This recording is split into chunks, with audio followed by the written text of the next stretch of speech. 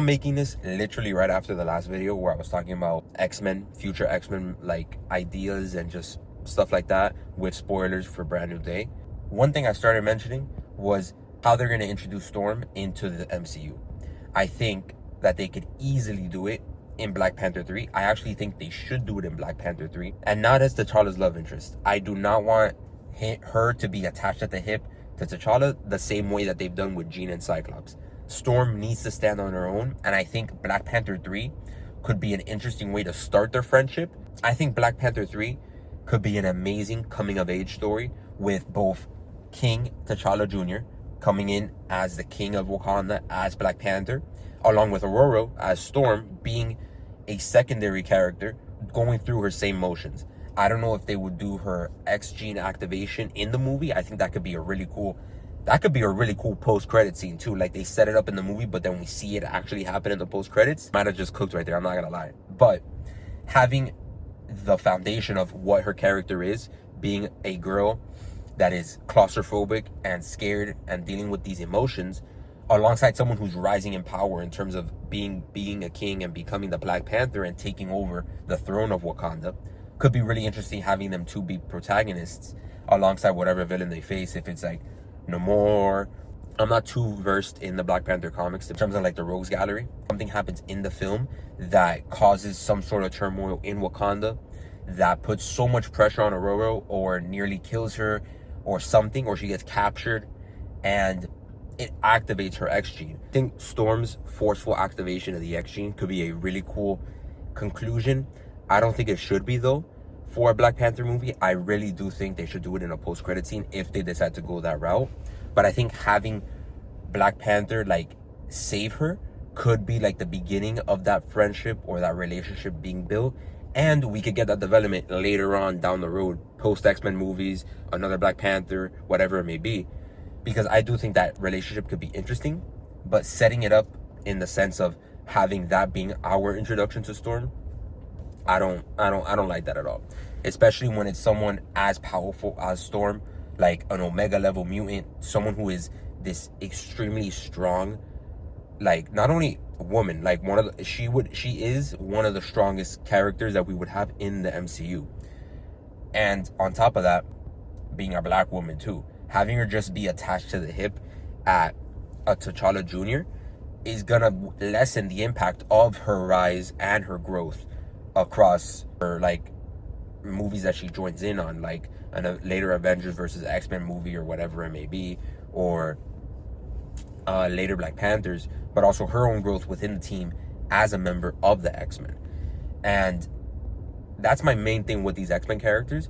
They can introduce them little by little, like throughout other movies, but as long as they have their own personal journeys and they can come together and feel like a team, that's the most important part to me.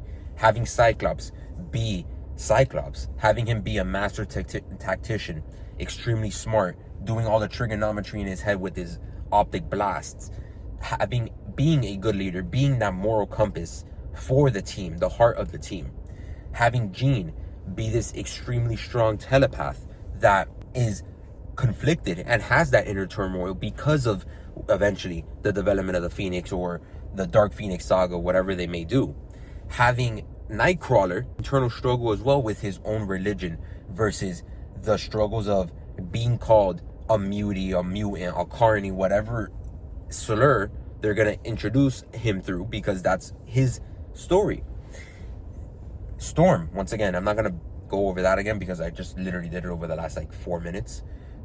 But Wolverine, once again, taking this from Kojandro, having it be set up over time that lets us know that Wolverine is actually Wolverine, like giving us that sense of time has passed. Kojandro mentioned doing a show that does seasons leading up to him joining the X-Men, like 4 or 5 seasons into a show. Then you could do Days of Future Past from that and all that type of stuff. That's great. I don't think Marvel would do that, to be completely honest. Like a show like that, I don't know, especially after they cancel Wonder Man and after they're probably likely going to cancel Daredevil Born Again after season 3. It would have viewership, I think, of the first season or 2. But post that, I don't know if people are really going to like ride for it. It does depend on how they leave things off post Secret Wars when they bring in all the X-Men and stuff. I do think having Wolverine not be a part of the main team or not being a part of the first team up movie could be really interesting and would be great in solidifying X-Men as the X-Men, not just Wolverine and team, because that's what they've done a lot. And X-Men 97 does a great job of that. I actually have to finish season 2. Another one, Gambit and Rogue. Them two, I think you can do them justice introducing them both together in a love story type of thing, because of how well their characters and their power sets almost can coexist, but in the sense of being like repelling forces. Having Rogue be a villain in a Captain Marvel movie, that could be really interesting. Back to my point where I'm okay and I would like these X-Men to be introduced, the X-Men of our actual MCU be introduced in the films of other characters, as long as it allows them and gives them room to breathe and be done justice. I do think it could be a little like overdone in terms of just setting them up to be a villain and then redeeming them, depending on how they do it. But that could be really interesting given Rogue's whole shtick of taking someone's powers, not being able to touch. But that's part of the tragedy of her character, which goes really well with Gambit, but then also would go really well against someone like Captain Marvel, who we've seen is extremely powerful.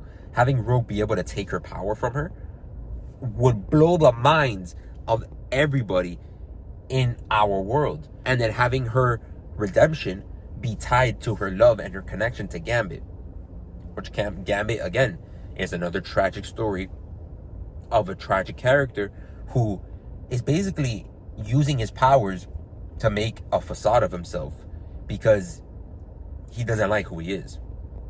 And that's almost the same thing as Rogue. So that's what I'm saying, where they can like coexist in terms of them as characters, like their characterizations can be done similarly, but they still repel each other because of the fact that they can't touch each other. And that could, bro, oh my god, man, like, how are people complaining about Jean Grey, man, about making her a villain? Like, it sets up so many possibilities that what I've been describing here and what I described in the other video is legit like 5 to 10 movies of content. And I'm not even that well versed in X-Men that I can pull out like a storyline that they could even do and all that. Like, I love the characters and I've read comics over the years of them and the team and all that. Even I can see it. I really hope Kevin Feige does them justice, bro.